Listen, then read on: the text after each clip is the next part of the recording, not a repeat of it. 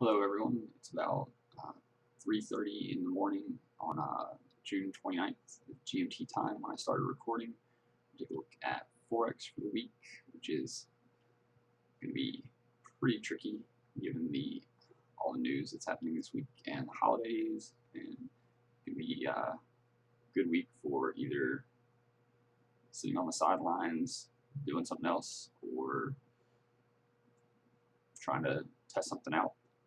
We'll see if there's any good setups early in the week, but with the Greek situation, could be some tough markets. Start with pound New Zealand dollar. You can see that I've got a fib here on the daily. This is from last month's low to this month's high. Looks like we are struggling at the strange super convergence zone that I had, which is kind of turning out to be a top area for a price. And I'm going to look for bigger pullbacks this week. So we are forming a top area.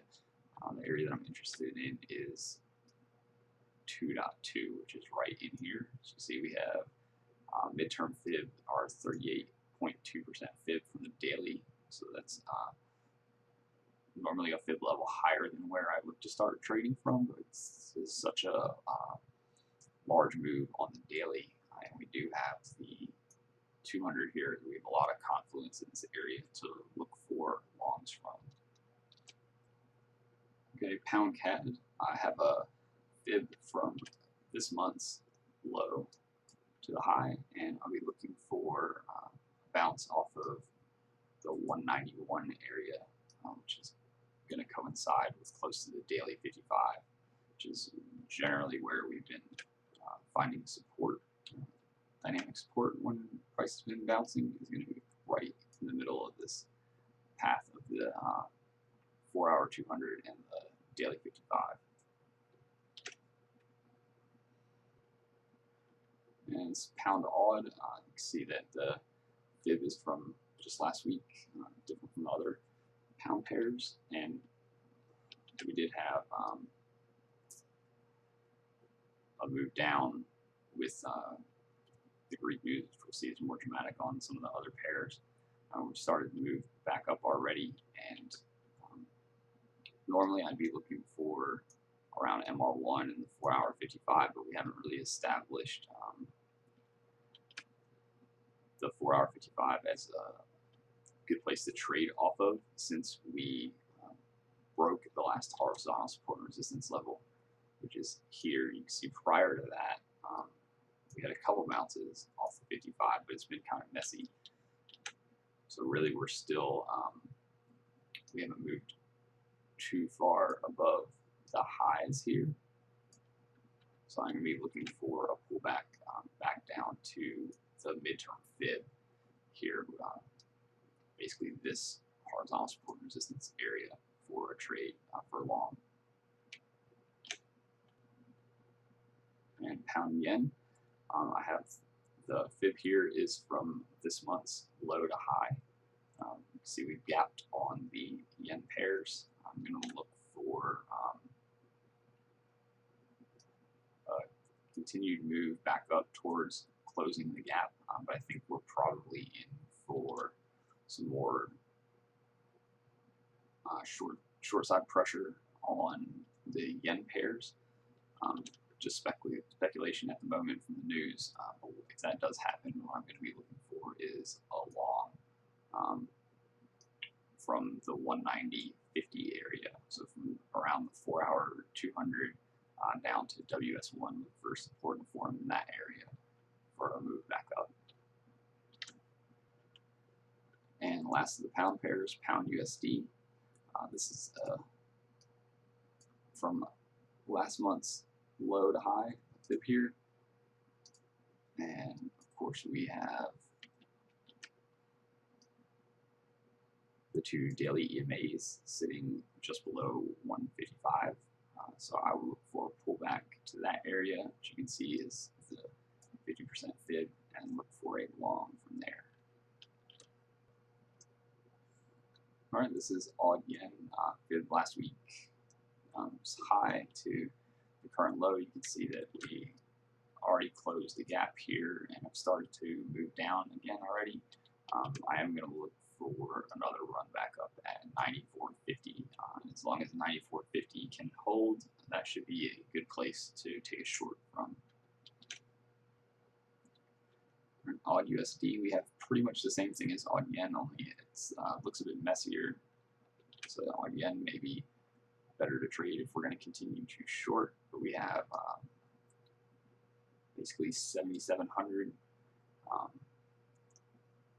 is pretty much what I'm going to look for to hold and see if we can get a short from there. We'll have the 4-hour 55 coming down, but we're probably going to be shy of that still. For 7,700 to hold, we may spike through and hit that, and then if we close back down, potential short from there. New Zealand dollar versus US dollar, not as exciting looking as the other pairs, but I am going to look for price to hold around the 78.6 fib. You can see we have the super convergence zone forming 2 pivots and the 4-hour 55, which has been pretty good at holding price. US dollar versus the CAD, looks like it's still consolidating. I'm not too interested to trade this pair. It looks pretty messy. If we take a look at the daily, potentially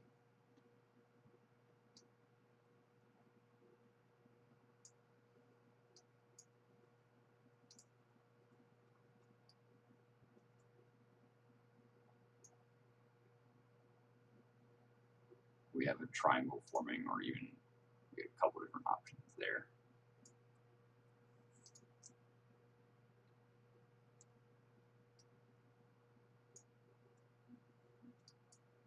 Something in this area. So basically, we're still consolidating from a daily standpoint.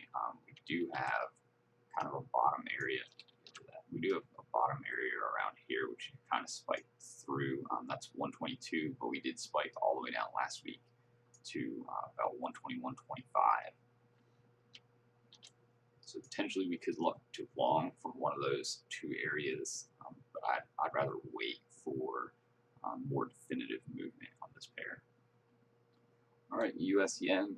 This fib is from last month's low to most recent high, and it looks like we may be able to trade from the 50% fib, which is a little bit below. It's in between 122 and 122.50. Basically, we do have the daily 55 there. We've already bounced off of it once and started to close the gap. Just look for another move back down there for a long. All right, Euro USD. I'm going to look for a pullback into the daily 55 and look for price to hold below 111. So basically, pretty much like these candle formations, except in the opposite direction. You look for a wick up here, and then for a close below 111 for a short. And Euro Yen, which looks a little difficult. I would say that I'd like to see a pullback into the 137, 137.50 area, except that puts us back on the other side of the daily EMAs. However, of course, horizontal support and resistance is going to be more important in this case. So that 137 area does give us good horizontal support and resistance, and we could take a trade from there. We just have to be mindful of the daily 55 as we pull towards that. A bit more of a risky trade, probably has a pretty high chance of resulting in break even. But if we do break back below the EMAs, assuming we pull up that far, we can definitely look to target MS1, or at least 134.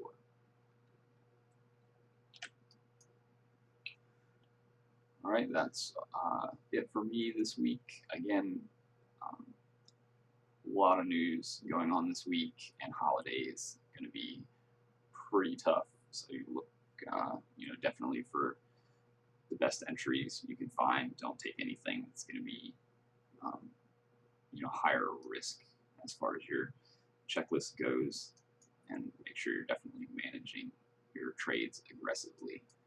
Probably look for short trades this week, not short as in direction, but short as in duration. All right, everybody have a good day or night.